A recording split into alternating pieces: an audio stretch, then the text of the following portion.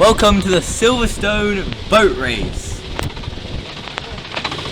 This is my first time driving at Silverstone. I came here along with my friend Caden. Yo! Quali started in normal conditions, no rain. Not like it was going to be perfect weather conditions for a race. Firstly, we had 10-minute qualifying session, which started in the lovely British weather of cloudy skies. This was my fastest qualifying time for reasons you'll find out later. I was learning the track here. It was my first few laps, so it wasn't great. You'll see where I finished at the end of the lap. And let's just say it started raining as well during my lap, which my mum said it was going to be a lovely sunny day at 25 degrees temperatures. I would be sweating buckets, but little did I know it would be the complete opposite. During this lap, as you can see, we ran into a lot of traffic, which affected our time. And as like I said, this was still my second lap of this track. This was the finished qualifying time. We had a 58-second lap, which is well off the pace. At this point, I was improving on the time, and the rain started coming down harder and harder, and we were stuck in P13, and we were not going to improve. Here I am, lined up 13th on the grid. Caden, where did you start? I started P3 with a lap time of 55.4 seconds. And we're underway. I did not really understand the lights. I thought the person was going to come out and wave it, but he kind of was standing on the side, so I hardly saw him, so I was reacting to the other drivers.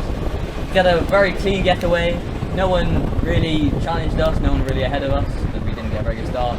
As we try and get on to the grippy side of the track, where the rubber has not been laid, we get a very good run on the side of not one, but two cars into the hairpin. See, we dive down the inside here. Onto the old track we go, make contact with a car. Well, we were definitely faster then, so we just saw past him. We are making time up now from our qualifying, where we did not qualify well. But the rain is still coming down. The track had dried slightly from qualifying, but not enough for it to be a dry circuit. And you can see the puddles building on the inside. They're only going to get worse, and it's only going to get more chaotic. On to lap 2. We get a run on both 9th and 8th, but we lose traction as we get alongside 9th, and we are unable to make the move stick, as the track is still getting wetter. Later on in lap 2, we don't have to make the move as the car ahead just spins around, which gives us a free move up to 9th place. At this point the track is getting really wet, the rain is pouring down. You can see we can hardly get on the throttle without the car becoming unsettled. Around the last corner, you can see we just have to creep around as there's a puddle, a massive puddle forming.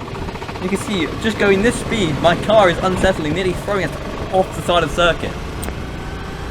Out of turn 7, the rain is getting intense now, and two cars ahead of me. I have to dodge one of them who's just drifting across the track. And it was a close call, but we managed to get through there. At this point in the race, as you can see on my dash cam, there's 15 seconds ahead and 17 seconds behind. But I'm just trying to survive these conditions. I'm separating the seats like Moses at the moment. It's more out of the boat race than a Go Kart race. And we are still in 8th.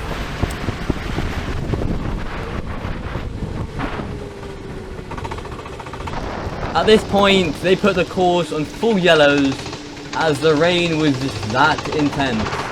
As you can see, the track is just full of water.